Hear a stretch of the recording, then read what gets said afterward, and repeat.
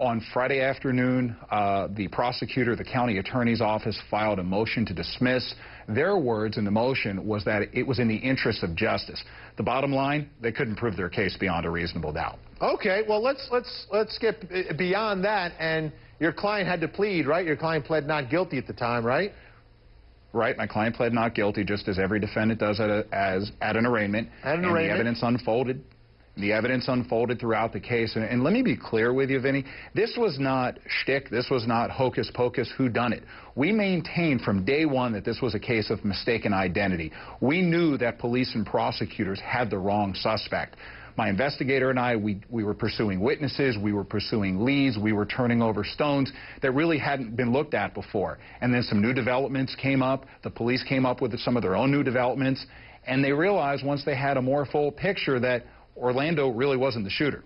But it is simple in a sense, isn't it? Because it's his identical brother, right? If the witnesses see the person and it's either one brother or the other, if it's not Orlando, then it's got to be Brandon. But no witness could prove that. But there is someone who could prove that in court, isn't there? Isn't there someone who could give a statement to police and identify who the shooter was? And isn't that person your client? Well, the witnesses are all over the board. If you look at the initial police report... That's what I mean. They're all over the board because they're identical twins. So, but Orlando knows. Orlando knows the truth, doesn't he? Orlando knows that he didn't do it. In fact, by the time this actually happened, it looks like Orlando had already left the scene.